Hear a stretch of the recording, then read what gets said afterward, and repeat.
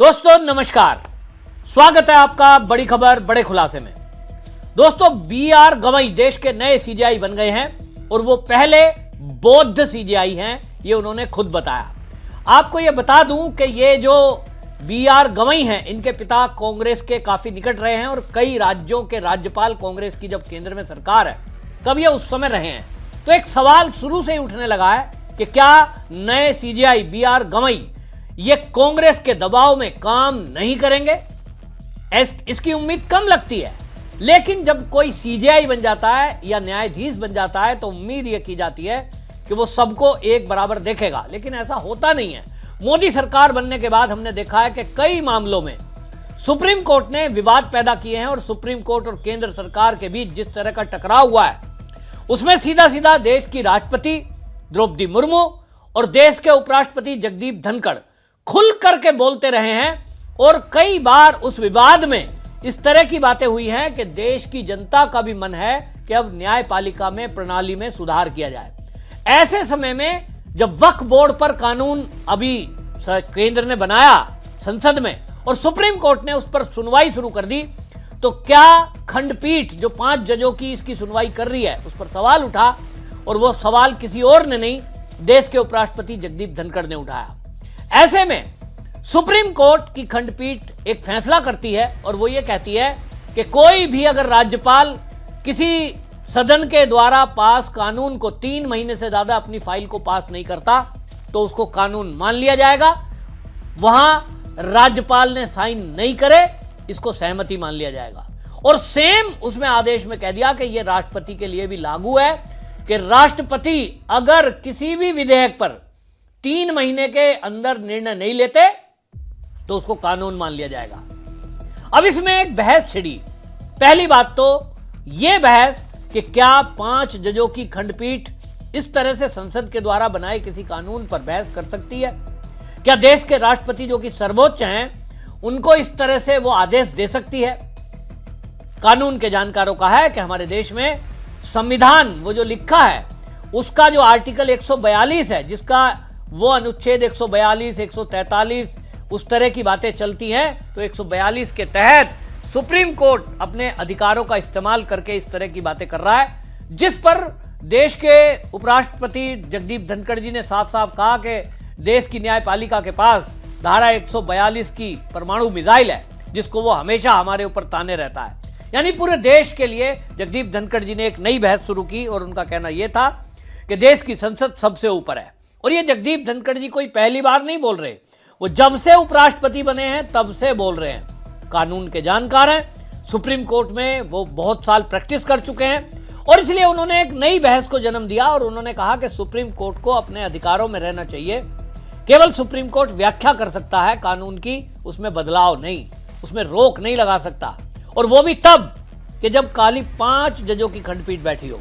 जगदीप धनखड़ जी ने उसका एक बताया था तरीका कि भाई अगर इस समय 34 सुप्रीम कोर्ट में जज हैं, उसके अनुसार 19 जजों की खंडपीठ संविधान पीठ जो सदन का बना हुआ कानून है उस पर बात कर सकती है, लेकिन यहां तो 5 जजों की खंडपीठ है जो सुनवाई कर रही है। तो अब बहस छिड़ी तो राष्ट्रपति द्रौपदी मुर्मू बीच मैदान में आई और उन्होंने 14 सवाल देश की सुप्रीम कोर्ट से पूछे हैं। वो 14 सवाल ठीक वही हैं जो राज्यपाल या राष्ट्रपति को दिशा निर्देश देने की बात कर रहे थे। और देश की राष्ट्रपति द्रौपदी मुर्मू ने, सुप्रीम कोर्ट ने धारा 142 की बात की थी जिसको जगदीप धनखड़ जी ने मिसाइल बताया था परमाणु की, लेकिन राष्ट्रपति के पास भी एक अधिकार है, उन्होंने संविधान के अनुच्छेद 143(1) उसके तहत 14 सवाल पूछे हैं। अब ये 14 संवैधानिक सवाल जो हैं इसके लिए 5 जजों की खंडपीठ बनाई जाएगी और ये वही होंगे जो इस मामले में पहले सुनवाई कर चुके हैं। उसमें जस्टिस बी.आर. पादरीवाला, आर.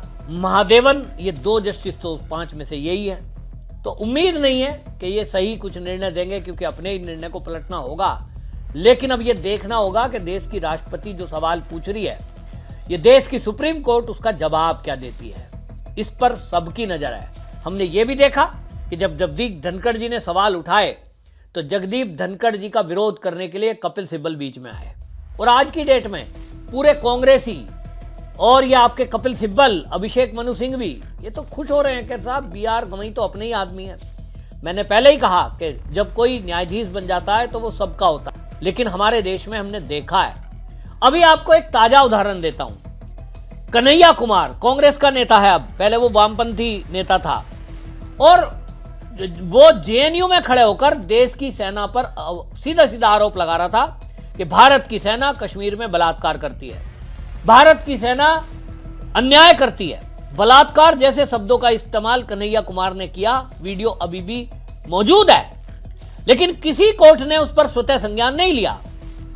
लेकिन यहां केवल बीजेपी के एक नेता ने सेना की एक अफसर सोफिया जो है, कर्नल सोफिया, उसके बारे में जोश में एक शब्द बोल दिया कि ये जो आतंकवादियों ने 22 अप्रैल की घटना की, इसमें जो आतंकवादी यहां आए थे और निर्दोष हिंदुओं को मारा, हमने उसकी बहन को जिम्मेदारी दी कि उनको ठोके।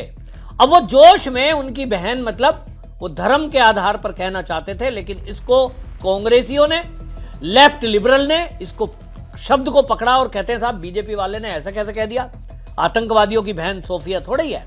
तो भाई बहन सोफिया थोड़ी ही है, ये बात ठीक है। भारतीय जनता पार्टी के नेता ने इस पर माफी मांग ली, लेकिन कोर्ट ने तो स्वतः संज्ञान ले ही लिया। अब कोर्ट उस पर फैसला करने की बात कर रहा है, सजा देने की बात कर रहा है। ये कोर्ट जब मर्जी आती है स्वतः संज्ञान लेता है, कहीं मर्जी नहीं आती तो कतई नहीं लेता। चाहे कोई देश के प्रधानमंत्री को गाली दे, देश के राष्ट्रपति को गाली दे, चाहे सुप्रीम कोर्ट के जजों को गाली दे। हमने ये भी देखा है कि प्रशांत भूषण के केस में इसी सुप्रीम कोर्ट ने अवमानना में केवल 1 रुपए की पेनल्टी लगाई और मामला खत्म। कितने बड़े आरोप थे। हमने यह भी देखा है कि इसी सुप्रीम कोर्ट ने आतंकवादी के मामले की सुनवाई करने के लिए रात को 2 बजे सुप्रीम कोर्ट के दरवाजे खोल दिए।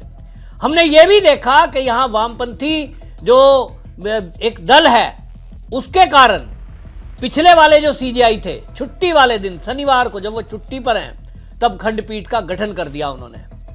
हमने यह भी देखा है कि मेधा पाटेकर, जिस तरह से उसको मेधा पाटकर को छूट दी गई, उसके बारे में जबकि ये खबर थी पूरी कि ये देश विरोधी एक्टिविटी में ये एक साजिश करने में शामिल है, मतलब अपनी मर्जी से पूरी न्यायपालिका को चलाना। तो सुप्रीम कोर्ट पर अब ये सवाल दागे गए हैं और अब ये कह रहे हैं कि भाई आप जो ये पूछ रहे हैं, इसमें आपने तो सुप्रीम कोर्ट ने कह दिया साहब 3 महीने में अगर आपने साइन नहीं करे तो वो तो कानून मान लिया जाएगा। अब इसका मैं एक उदाहरण देता हूं। मान लो कोई राज्य, जैसे कि ममता बनर्जी है, उन्होंने तो सीधा कह दिया सीएए हम लागू नहीं होने देंगे, हमारे राज्य में लागू नहीं होगा।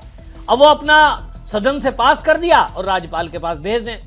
राज्यपाल ये देख रहा है कि वो देश हित में नहीं है, सीएए देश में लागू होना चाहिए, एनआरसी देश में लागू होना चाहिए।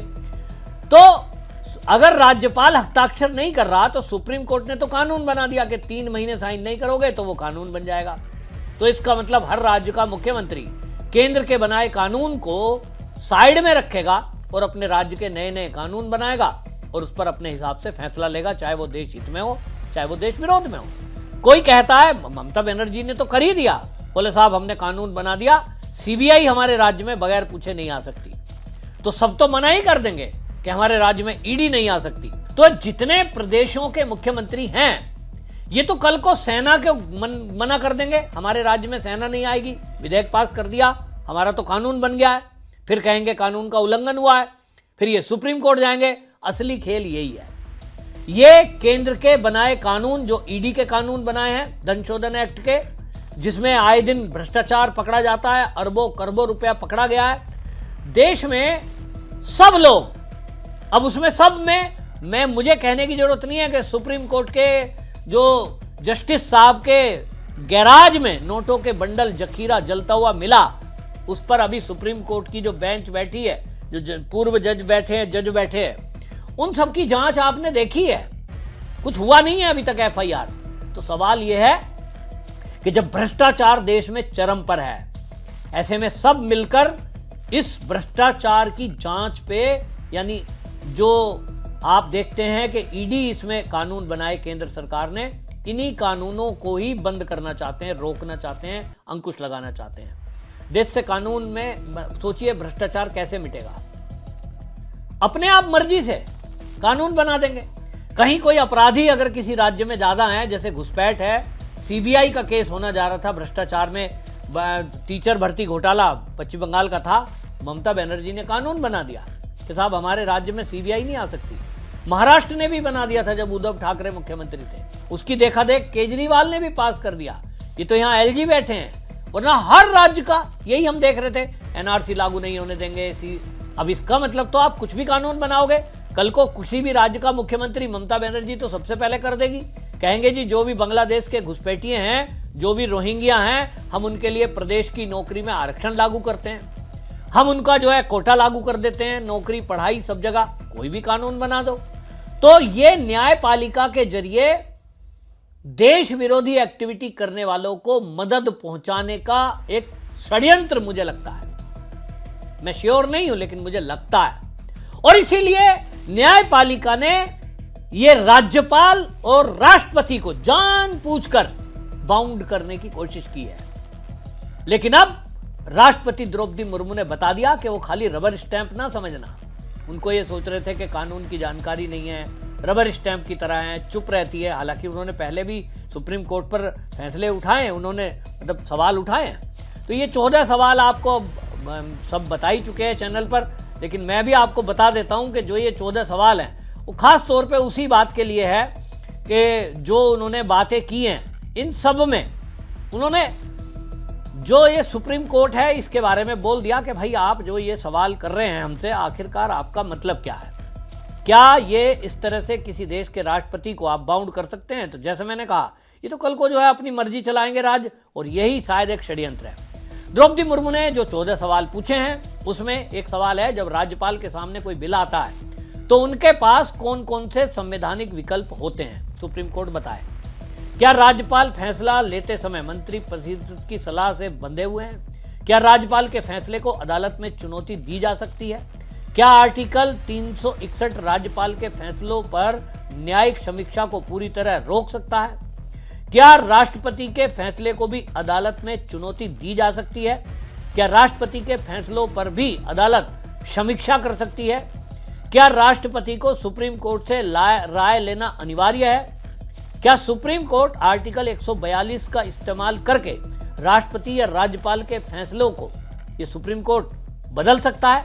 इस तरह के बड़े गंभीर सवाल पूछे हैं और 5 जजों की खंडपीठ की बात करी है। मैं तो कहता हूं इसमें 19 जजों की खंडपीठ बननी चाहिए और ये दूध का दूध पानी का पानी हो जाए कि जो हमारे देश की न्याय प्रणाली बेलगाम होती जा रही है, देश के अंदर आक्रोश पनप रहा है। आखिरकार कोई हद है कि नहीं, या राज्यों को अपनी मनमर्जी करने दी जाएगी और केंद्र सरकार को ये सुप्रीम कोर्ट केवल एक कठपुतली बना के छोड़ेगा, जैसे पिछले हमने कई कानून में देखा है। ना देश में सीए लागू होने दिया, ना एनआरसी लागू होने दी, ना कृषि बिल लागू होने दिए गए, वक्फ बोर्ड पर भी अड़ंगा अटका दिया है, हर चीज में अड़ंगा। तो इसीलिए देश में अड़ंगा अटकाना और देश के विकास में अड़ंगा अटकाना, क्या यह सुप्रीम कोर्ट इन सब लेफ्ट लिबरल का हथियार बन के रह गया है? यह एक बड़ा सवाल है। आपकी इस मुद्दे पर क्या राय है कमेंट में जरूर लिखें। लेकिन मैं अपनी राय बता देता हूं कि मुझे लगता है कि अब केंद्र सरकार न्यायपालिका में मूलभूत सुधार करने की तैयारी में है और एक सर्जिकल स्ट्राइक की आवश्यकता मुझे दिखाई दे रही है। और मुझे लगता है कि आने वाले दिनों में न्यायपालिका पर एक कड़ी सर्जिकल स्ट्राइक हो सकती है। आपकी क्या राय है कमेंट में जरूर लिखिए, वीडियो को शेयर करिए।